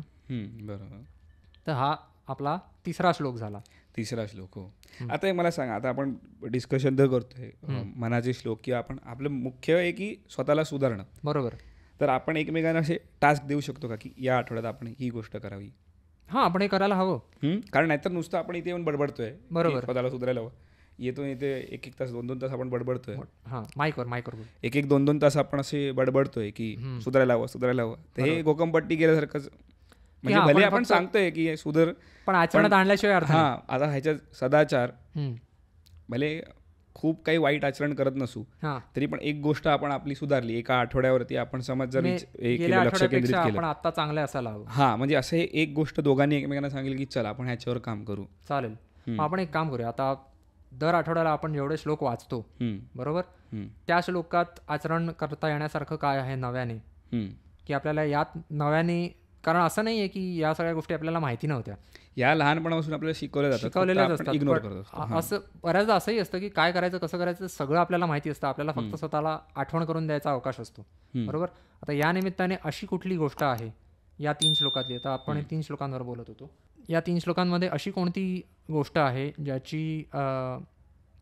ज्याची तुला नव्याने आठवण झाली किंवा यावर चर्चा करताना तुला नव्याने एखादी गोष्ट उमगली, समजली की अरे असा विचार करायला हवा, आणि मग तू या आठवड्याभरात आचरणात आणायचा प्रयत्न करू शकशील? तर मला ते करायचं की लवकर उठायचं. माझं कामामुळे होतं असं की मी लेट झोपतो, मग लेट उठतो आणि मग ते सायकल चालू राहतं पूर्ण आठवडाभर, मग महिनाभर. मग तेच म्हणजे जोपर्यंत शनिवार रविवार येत नाही, कधी कधी सुधारतो, सोमवारी मी लवकर उठतो, पण मग ते चालू राहतं. पण मला या आठवड्यात मग प्रयत्न करायला हवे की 10-11 वाजता मला काम बंद करायला हवं आणि मग परत दुसऱ्या दिवशी लवकर उठून. 10-11 वाजता काम बंद करतोस? हां, म्हणजे रात्रीचे 10-11 वाजता मला काम बंद करायला, जेवून वगैरे. अच्छा. कारण माझे कॉल चालू असतात, तर ते सगळं करून. म्हणजे हे मला एक वाटतं, असं नाही की हे नव्याने लक्षात आलं, हे मला माहिती आहे, पण या निमित्ताने आपण की मला वाटतं की ही गोष्ट मला करायला हवी या आठवड्यासाठी. बरं. आणि मी आठवडा बोलतोय की असं म्हणतात की 21 दिवस जर गोष्ट केली तर आपल्याला जी सवय होते. बरोबर. किमान या आठवड्यात केलं तर आपण पुढच्या आठवड्यात सारांश त्याचा देऊ शकतो की मी या आठवड्यातला तो स्वाध्याय आहे. हां, आणि समज आपण पुढच्या आठवड्यात येऊन हे बोलू पण शकतो की केलं की नाही केलं, आणि खोटं बोलणार नाही. म्हणजे इथे मी तुला बोलेन खोटं, पण मी स्वतःशी खोटं वागू शकणार नाही. बरोबर. हां, किंवा माझ्या घरचे तुला सांगतील. आणि असंही काय आपल्याला कोणी हिशेब विचारायला किंवा मांडायला एवढ्यात बसलंय असं नाही. जे झालं ते झालं, तो स्ट्रगल आहे. बरोबर, धडपड आहे ती. काही गोष्टी आपल्याला जमतील, काही गोष्टी जमणार नाही. जर प्रामाणिकपणे आपण प्रयत्न करतोय तर आपल्याला ते जमेल. आता माझ्या बाबतीत विचारशील तर पहाटे लवकर उठणं तर आहेच, आणि त्या निमित्ताने माझा खोळंबा कसा होतोय की मी उठलो जर 8ला, 9ला, 10ला असा वगैरे उठलो, 11ला मला कामाला बसावंच लागतं. उशिरा मला 11ला कामाला बसावं लागतं. ठीक आहे.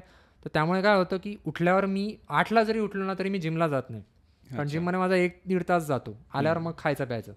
तर मला ती घाई गडबड वाटते, कारण मग मी जर 8ला उठून जिमला गेलो ना नंतर पटकन, आणि मला थोडं खाल्ल्यानंतर थोडं मला खावं लागतं, मग तुझा एकंदरीत व्यायाम मिस होतो आणि या सगळ्या गोष्टी. तर मी लवकर 4ला उठलो ना किंवा अगदी 6ला उठलो ना तरी मी जिमला व्यवस्थित जाईन. कारण मला उठल्या भूक लागते, आणि भुकेल्या पोटी मी व्यायाम नाही करू शकणार.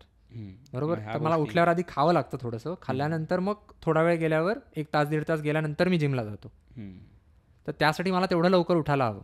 माझं पण असं होतं की मी जर लेट उठलो तर मग उठलो लेट, व्यायाम मिस होतो, व्यायाम गेला. मग थोडं मी कधी कधी ध्यान वगैरे करतो, म्हणजे खूप नाही, 5 मिनिटं, किंवा ओमकार म्हण, किंवा अशा 2-4 गोष्टी ज्या मी करतो. तर मग आता आपण आठवतं घेऊया, आणि जे 3 श्लोक आपण आज वाचले आणि त्याच्यावर एवढं चर्वितचर्वण केलं, तर त्याचा सारांश घेऊया आणि हा एपिसोड संपवूया. दुसरा श्लोक होता, मना सज्जना भक्तिपंथेची जावे. लोकांचं ऐकावं, चांगलं ते ऐकावं आणि वाईट ते सोडून द्यावं. बरोबर. तर आपल्याला ऐकवणार तर आहेत, एक पात्र दोघांच्याही आयुष्यात आहे. तुला तुझी बायको आहे, मला माझी बायको आहे, सतत काहीतरी त्यांचं आपण ऐकत जाऊया, जास्त चांगलं असेल. बरोबर. आपण एक प्रयोग म्हणून तसंही आपण ऐकतोच, तसंही आम्ही ऐकतोच, सगळं ऐकतो आम्ही. पण या आठवड्यात जरा जास्त ऐकायचा प्रयत्न करू, आणि ते जमलंय की नाही ते आपल्याला पुढच्या आठवड्यात आपण सांगू की बायको खुश झाली का, बायको खुश झाली की नाही, आपल्याला काय फरक, आपल्याला काय फायदा झाला ते पण. आपल्याला बायको खुश होणं हा सुद्धा फायदाच आहे. हो. 3 गोष्टी की एक, माझे बोलण्यावरती कंट्रोल ठेवा. बरोबर. चांगलं जे सांगतात ते ऐका, म्हणजे माझ्यासाठी आणि तुझ्यासाठी.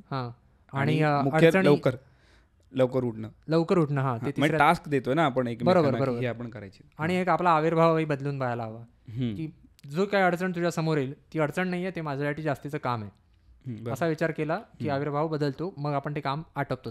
बरं. आणि जर 4 गोष्टी झाल्या, असं काय वाटलं आपल्याला की असं गेल्या आठवड्यात समज तू आता अडचण किंवा बोलतोयस, तर आपण एक सांगू शकतो पुढच्या, आपण डायरी आपण भेटू, म्हणजे हिशेब लिहायचा रोजचा की या दृष्टीने मी काय केलं आणि काय नाही. चालेल. 7 दिवसांची आपण डायरी लिहूया, आणि जर ते चांगलं वाटलं तर मग आपण करत राहू. चालेल. तर आज आम्ही मनाच्या श्लोकांवरच्या 5 श्लोकांवरती बोलणार होतो. बराच वेळ बडबड केली, त्यामुळे 3 श्लोक आमचे पूर्ण झाले. जर तुम्हाला आमचा उपक्रम आवडला असेल तर आम्हाला नक्की कळवा, आणि जर आमच्याकडून काही चुका होत असतील तर त्या देखील कमेंटमध्ये कळवा की या गोष्टी तुम्ही सुधारायला हव्यात, आणि आम्ही त्या सुधारण्याचा नक्की प्रयत्न करू. आणि इतरही काही गोष्टी असतील ज्या तुम्हाला वाटल्या की ह्या बरोबर नाही आहेत, तर त्या देखील तुम्ही आम्हाला सुचवू शकता. आणि जर तुम्हाला आमचा हा कार्यक्रम आवडला असेल तर लाईक करा, शेअर करा आणि सबस्क्राईब करा. धन्यवाद.